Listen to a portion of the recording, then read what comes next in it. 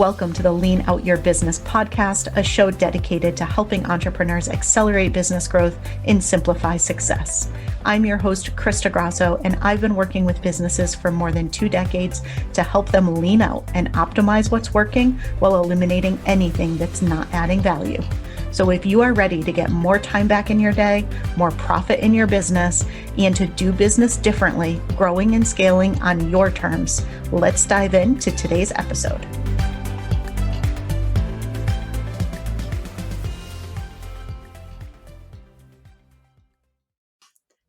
Hello, and welcome to another episode of the Lean Out Your Business podcast. This is part 2 of our behind the scenes experience on Necker Island, and I'm back with Michelle Glogovac again, and we are going to continue our discussion. Michelle, welcome back. So good to be back. It's been a hot second. All right. So when we met last time, we talked a little bit about the experience, feeling really grounded, just kind of coming back and wanting to keep that feeling going and wanting to just shift so much of what we're doing. And we started to also get into some of the sessions with some of our speakers, which was great. We talked about Sarah Blondin. We talked about Azure Antoinette, and we talked about Kim Fook, who is known as the Napalm Girl.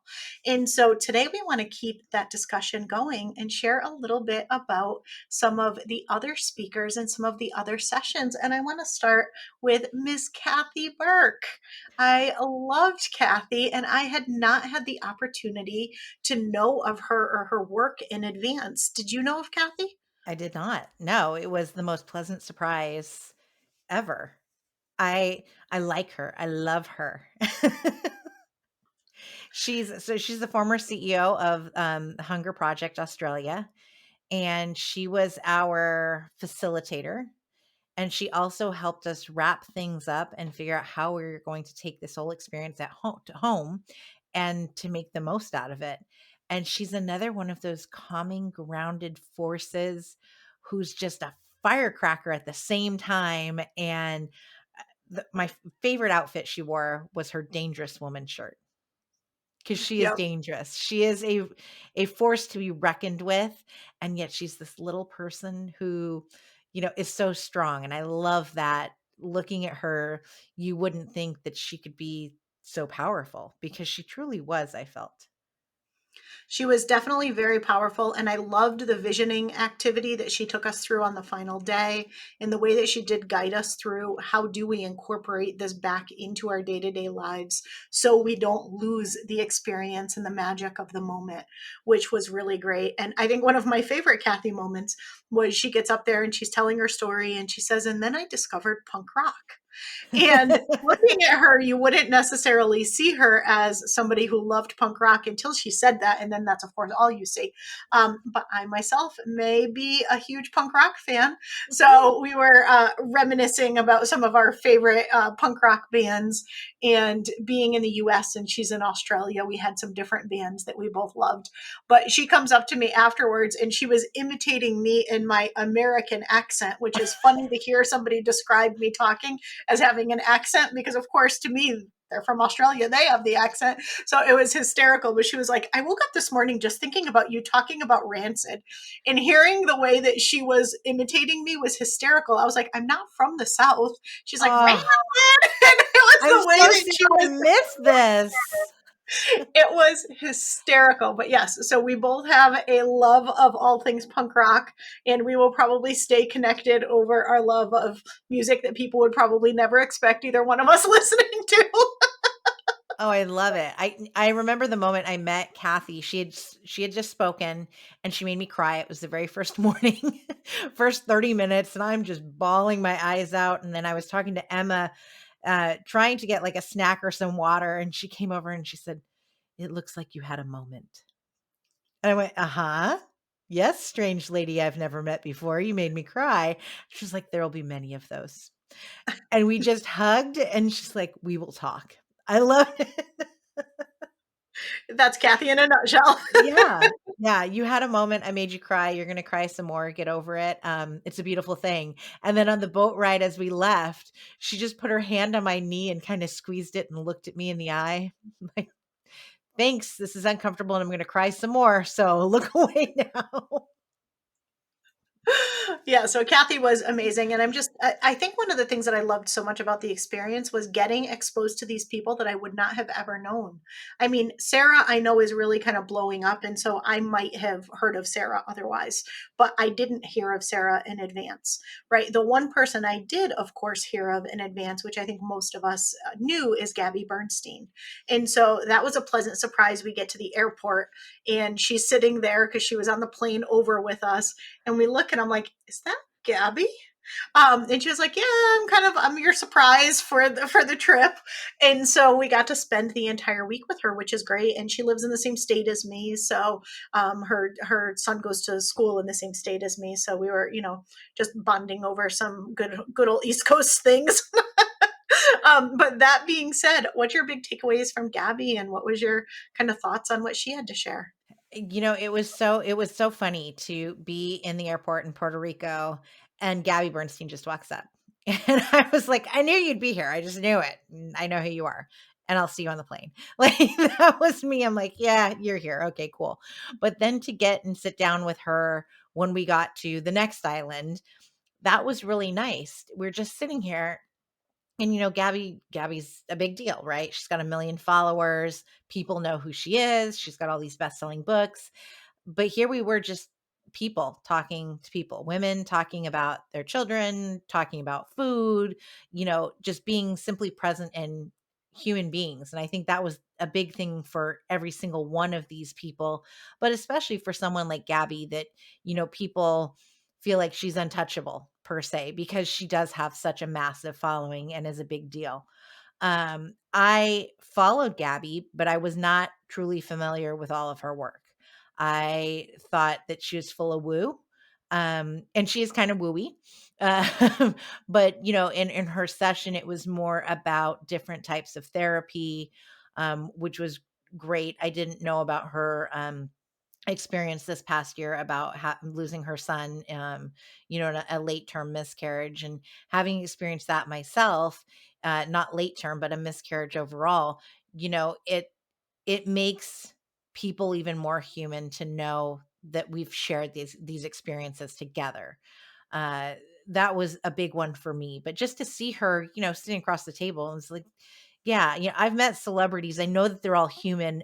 It's different when it's a celebrity who's an actor on the screen and plays a different person and you get to know them, versus this is somebody who goes and she speaks to, different things. And I'm looking forward to diving into her new book, Happy Days, that we all got a copy of, because I don't know her personal backstory of all of the trauma that she's been through. I thought it was great that we recognize that we've all been through traumas, that there's different types of traumas, and we need to acknowledge that as individuals, but then to honor that from, the people around us. And we don't know everybody's true story and what they've been through. And that's part of getting to know other people. So I think that's the beauty in it.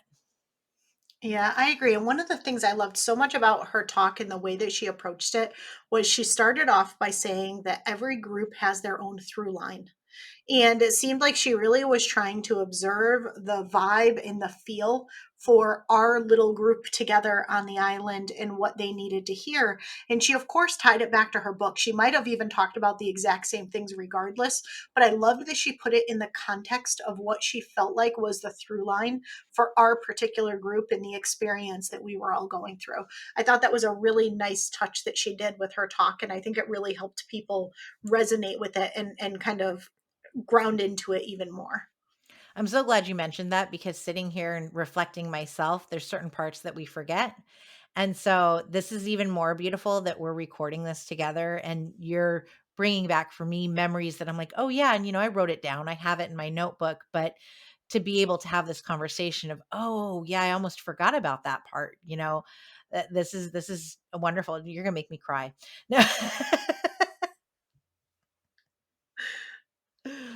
I mean, that is the theme of our Necker trip, so why stop now? The overall theme was Michelle cries a lot. I am really not much of a crier in life, I will admit, but I cried a whole lot on that trip too. I don't know why, it just like brought it out of all of us. So it was just kind of the Necker way. All right. And so that takes us to the man of the hour, of course, Sir Richard Branson. And, just opening up the island for us, which is his home, and just seeing what he created and the impact that he is able to make on the world. That to me, I think, was the most eye opening. And I know you read his book in advance. I had not. So you had a little bit more insight into some of the work that he's done, but I know how influential he is. I know how impact driven he is, but I don't think I really fully realized just how much work he does and how much he's trying to do to better the world, better the planet, just better our species as a whole. Like, it's really just so impressive to me. In all of the ways. And so I'm going to let you chat a little bit more about that, and then we could share some of our fun Richard experiences. And I want to share some of the Q&A as well, because he had some really great takeaways and some big things that I've taken away from the experience of things that he shared. But I want to turn it over to you and your kind of thoughts there. Yeah, so I read Losing My Virginity. I finished it last moment on the flight to Puerto Rico. It's 573 pages, so it is long. But if you know me, you know I'm a stalker. I love a backstory. I love to know everything I can about a person before meeting them. I think it's very telling. And, on the outside, yes, I knew who Richard Branson was. I knew Virgin everything, right? But to read his entire story and how it all started, to understand that he really never intended to be a multi-billionaire. It's never been about the money. It's always been about what else can I do to make things better. And that started when he was a teenager. So to see that, to read that, and to know that, go into this experience knowing this was incredible. And I got to sit down next to him and have dinner for 2 hours, which, yeah, pinched me. I was just hoping to meet the guy. I didn't know I was going to have dinner with him, But yeah, to see that a nonprofit that he started when he was maybe 20 years old is now what Virgin Unite is today. Mm-hmm. And that's absolutely incredible that he started something, kept with it. And, his whole, when it comes to business, it was always take the money that you've earned and reinvest it and, diversify. Don't make it all into one single industry, because if one industry goes belly up, then you're screwed. But if you've got it in all of these different industries, then the profits can help each other. And that's how his philosophy for business has been, which is incredible and totally opposite of what I think anyone else says, niche down, focus on one. He's like, no, we're going to do it all. So that was incredible. But to get to, and I did tell him, as I had said in the previous episode of, you're now my friend, I said, I read your book. I know everything. We are now friends. So, he accepted that. I appreciate it. One of my favorite Richard moments was that night that we were having dinner with him, and he was talking to you about your book. He had said everyone should write a book, and you were sharing that you are writing a book. And he had shared the title, his recommended title for the book, of Keep It Simple, Stupid. But Yep. what I really loved was what he shared about simplicity, which is what I'm all about. It's clearly what you're all about. It's the name of your podcast, right? My Simplified It's going Life, to for those of probably you. be the name of the book at Yeah, this point. exactly. If you don't already listen to Michelle's podcast, you definitely should. Um, but that being said, it was the fact that he shared, make things as simple as possible. When you're trying to get a message out there, make it as simple as possible. Keep things simple. He just hammered that home. And again, that's what I am all about. That's like my whole business model. So that to me was, he kind of started off the conversation there. And at that point, I was listening to every word he said. Not that I wouldn't have been anyway, but he was speaking my language right from the beginning. Yeah, and that started with me telling him, "I've read your book, and so I know everything there is." And he goes, "When are you gonna start yours?" And I said, "I already did." And that's how we got to start talking about what it was about. And he goes, "Well, you gotta call it Keep It Simple, Stupid. You have to be simple, and it has to be catchy." And so somewhere in the book, that will be that memory will be shared for all to read, and I will send him a copy when it comes out. Absolutely. And so I want to share my three. I kind of broke this down. I was thinking about this before we started chatting today about what my three biggest Richard takeaways are. And it's really hard to boil it down to three. So I'm super curious to hear what yours are. But I think one of the things that I just appreciated so much that he shared was all of his failures, right? We know the businesses he has today. Some of us may remember some of his prior businesses. There's probably many, many more that certainly there were many I never heard of before. And there's probably many that many people haven't heard of. Yet when you look at him, he's arguably one of the most successful entrepreneurs in the world. Mhm. And it's because he just keeps on going and keeps on going and keeps on going and keeps on going. And one of the things that I really loved that he shared was he was saying that, whenever he has a challenge or whenever he's faced with something, he will do absolutely every single thing he can to make it successful.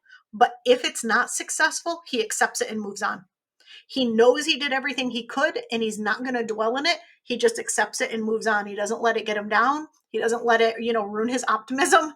He just, I did what I could. There was nothing more I could do. And he moves on to something different. And I think quite often we get stuck in the spin and the churn, in the woulda, coulda, shoulda, and if only. And it just seems like he has no time for that. He's moving on to that next brilliant idea because he has many of them. And so I really liked the fact that failure has definitely never defined him. It just is just one stepping stone along the way, and he just keeps on going and keeps on, doing brilliant things. So that was one. I really loved how everything is so on brand, even though he has a lot of different businesses. He has some that he does that are for profit. He has some that he does that are more philanthropic. And yet everything, the branding is still very consistent. He showed that fun video of the kids being all Virgin upset that they're, Voyages. Yeah. yeah, for Virgin Voyages, right? Hysterical, super on brand. Just from the beginning of, his journey until today, I still feel like things are really consistent and that branding is really important. And it goes back to what you were sharing that he said too, make it catchy, right? Make it simple, Mhm. make it catchy. And I think Even the he's done, sand was red. yep. There were parts of the sand that felt like it was branded, and that was just nature. But seriously, everything's super consistent. And then I think my biggest overall takeaway, the thing that I'm taking away most from this entire experience was the impact that you're able to make when you're able to generate true wealth. Mhm. And I think so often we think when we look at our business that we can either make an impact or we can be wealthy or generate wealth. It's a either or. I see so many people being like, yeah, well, I'm really impact driven, so it's not about the money.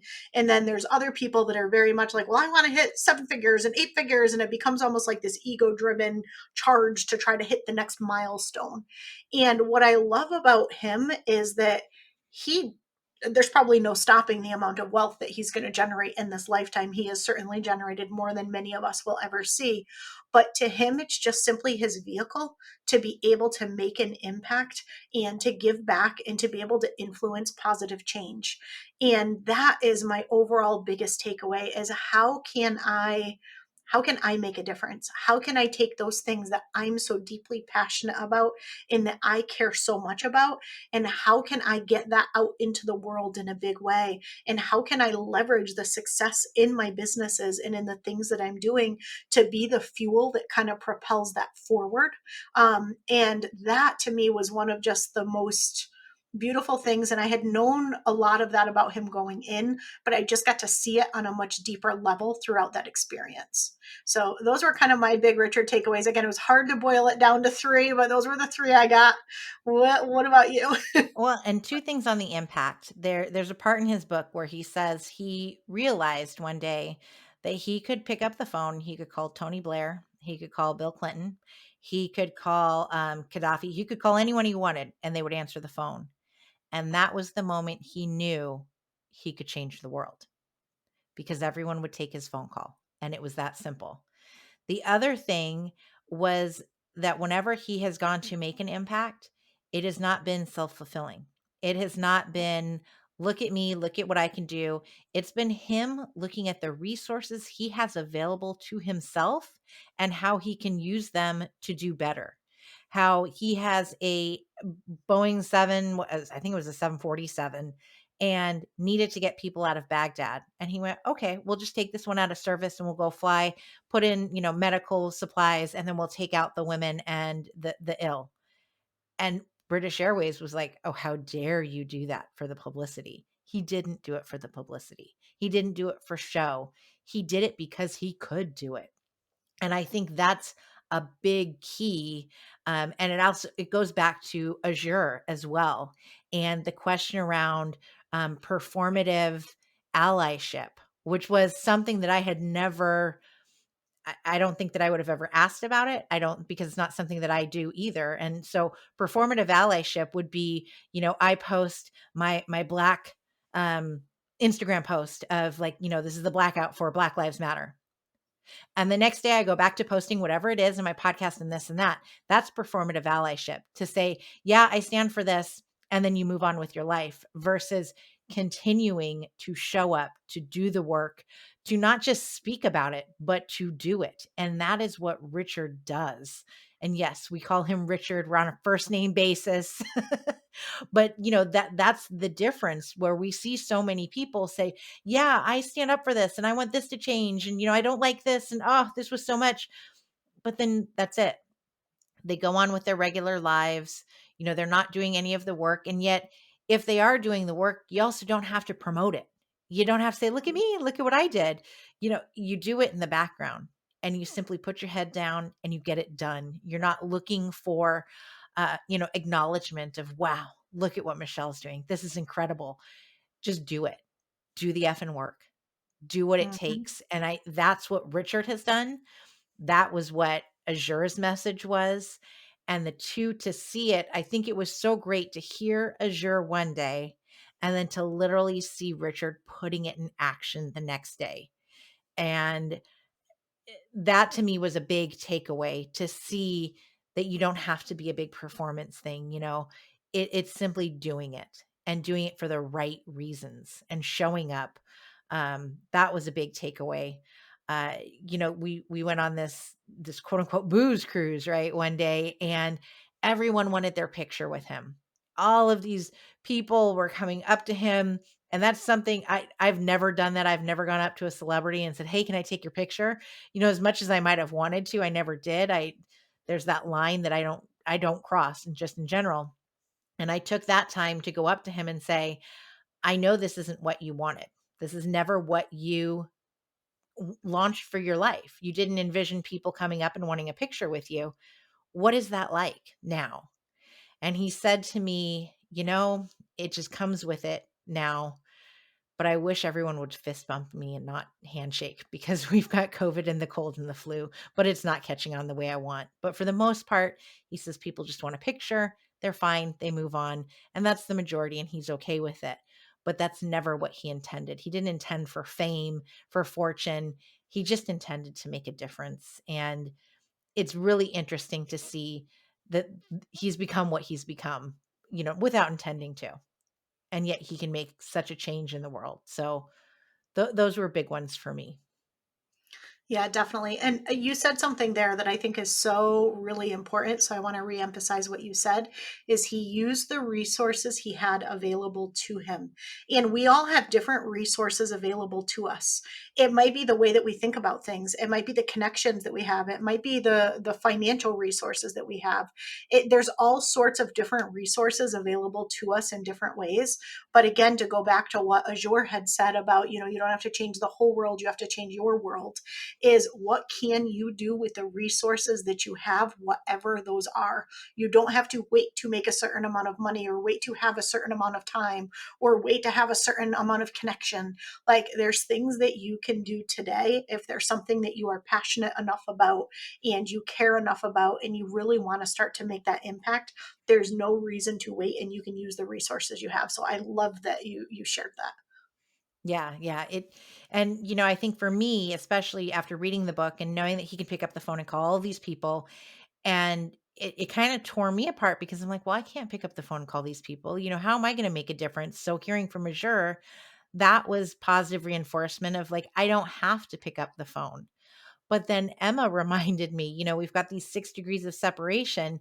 They keep getting smaller. I just read that social media now puts us at like 3.6 degrees of separation from everyone. But to be in this circle now of, we know Richard, that literally puts us 1 degree from everyone big in the world, politicians and celebrities and all of these other people. And so, no, I can't call Richard Branson up and, say, hey, I want to change the world with this. But there's a new connection and a new layer that's formed that can help with that whole ripple effect and that impact that we can make. And for me, that was very eye opening that no, I'm not as big as Richard Branson, but I am making an impact in my own way. And I'm also surrounding myself with people who can also make a greater impact. And to me, that's a big deal. Absolutely. And I don't want to round out this podcast series without giving a huge shout out to Emma in the Business Chicks and the amazing group that made our experience possible.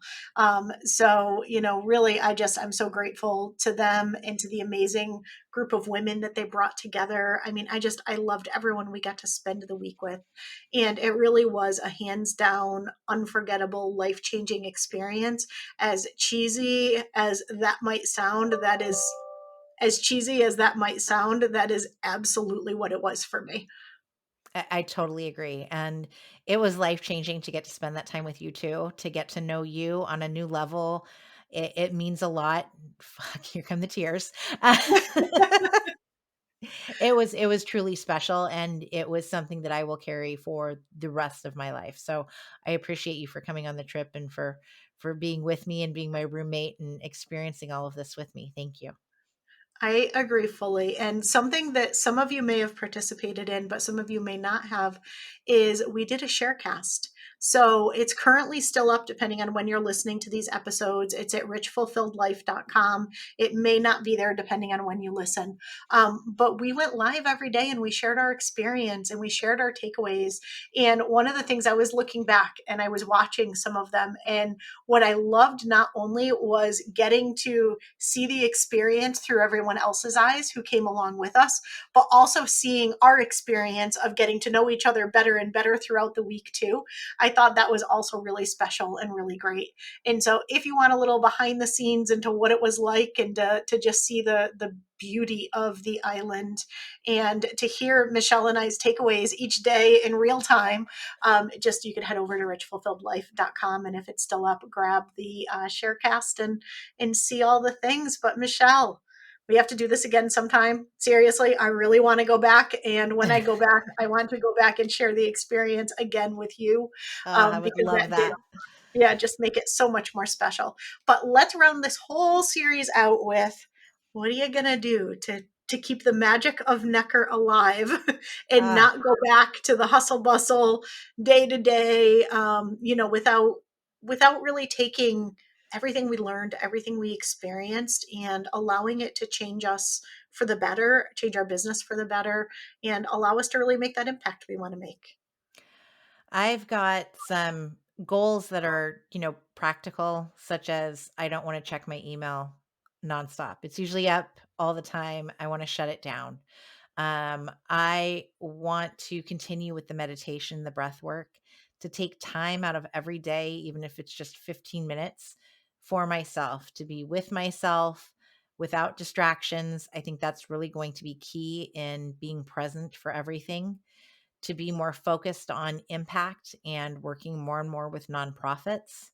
Um, these were the big things for me, to continue with the relationships that were created over the past week and to reflect on the photos whenever I can, to pretend that I'm in that magical place, and to also look just around me to recognize the beauty that is here at home as well.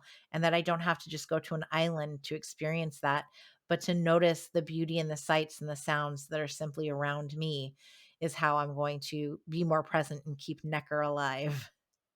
I How love about it. you? I actually agree with so much of what you shared. And part of what I've done is I've carved out a new morning routine. Granted, it's been 2 whole whopping days that I've done this, but I'm confident that I will continue to do it.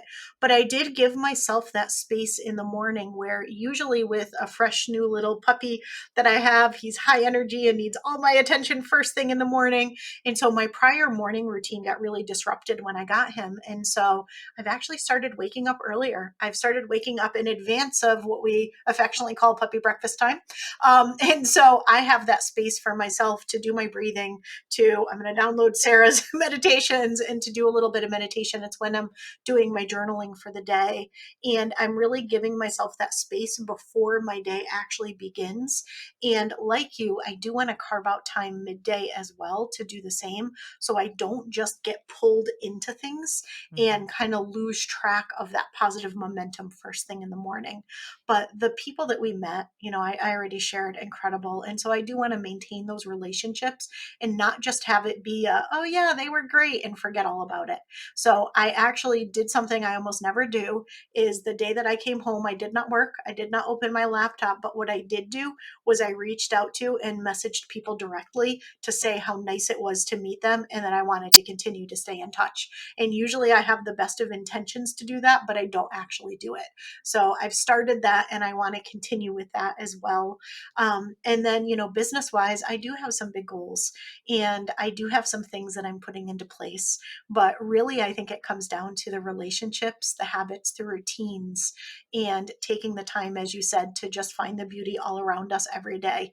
Because while I might not be stepping out into an infinity pool to drink my morning coffee and watch the ocean and flamingos, I still have a lot of beauty all around me that I could be appreciating each morning.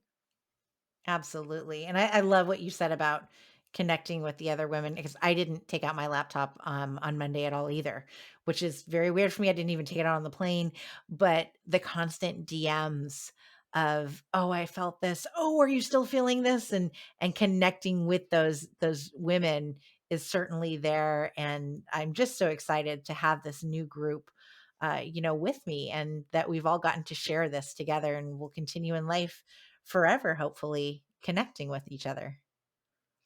I love it. All right. So I hope you guys enjoyed this behind the scenes Necker recap. We'll keep the conversations going, I'm sure. There may be another episode or two coming at some point as I have some time to further reflect or as I start to put some things into practice. And I'm sure the same is true for Michelle. So we might be getting the band back together for another episode in the future. I love it. With that being said, thank you so much. I hope you loved this 2-part series, and I will see you again next week.